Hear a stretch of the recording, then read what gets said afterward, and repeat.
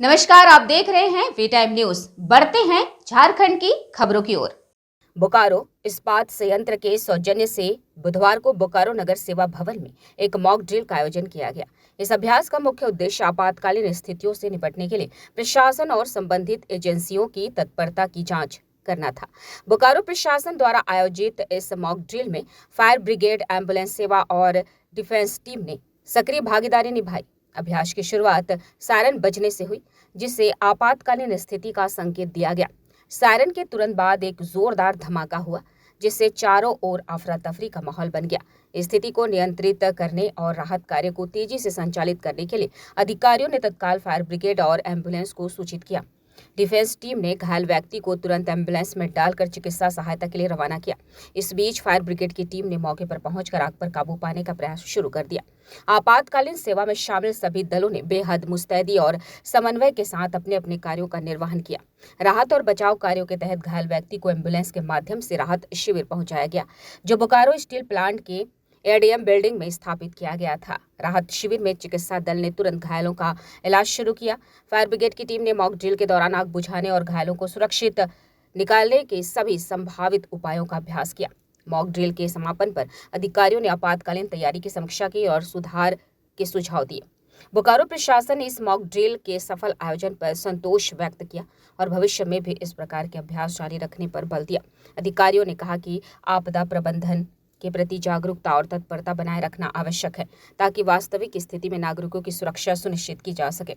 इस अभ्यास से न केवल प्रशासन की तैयारियों का परीक्षण हुआ, बल्कि आपातकालीन सेवाओं के बीच तालमेल और तत्परता में भी सुधार हुआ।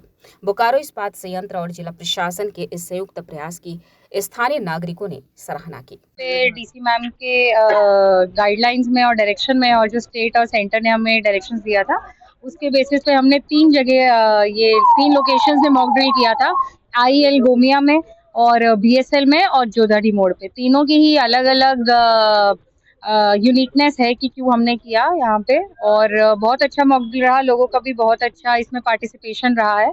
हमने ये दिखाने की कोशिश की है कि कैसे किसी भी समय पे अगर कोई एक्सप्लोजन हो जाए, फायर हो जाए, तो किस तरह से हमको इवैक्यूएशन करना है और कितना समय लगता है हमको मेडिकल और फायर एम्बुलेंस को एक्टिवेट होने में, यहाँ पे आने में, लोगों को यहाँ से किसी मेकशिफ्ट हॉस्पिटल में ले जाने के लिए। और अगर हम इवैक्यूएशन करते हैं तो हमें किस प्रकार से इवैक्यूएशन करना है, 2 लाइनें बना के करना है, घबराना नहीं है, एक दूसरे की मदद करते हुए करना है। जब हम लोग बाहर आ जाते हैं तो हमको क्राउड को किस तरह से साथ में अलग अलग बैठ के और खड़ा होके एक दूसरे को कैसे लाइन में अलग अलग रहना है ताकि भगदड़ ना हो। तो ये सब बहुत अच्छा मॉक ड्रिल रहा। हमारा पुलिस भी बहुत अच्छा टाइम पे एक्टिवेटेड थी, हमारा फायर भी एक्टिवेटेड था, हमारा मेडिकल एम्बुलेंस भी एक्टिवेटेड था।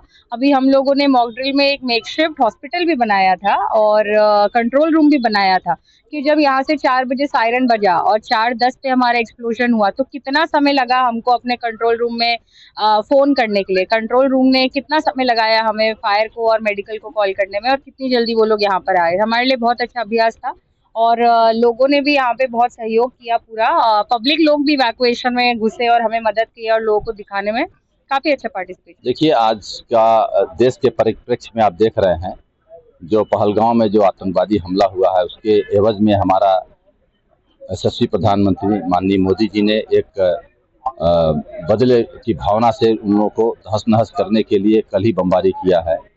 तो निश्चित रूप से जब हमारा दुश्मन के ऊपर हम अटैक करेंगे तो कहीं न कहीं वो भी रिटेलिएट करने की संभावना बनती है।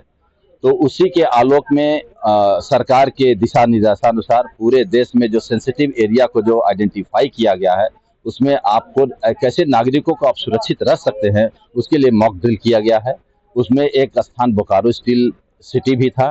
तो बोकारो स्टील सिटी के नगर सेवा के प्रांगण में स्थानीय प्रशासन और बोकारो स्टील के सौजन्य से ये कार्यक्रम का आयोजन किया गया है।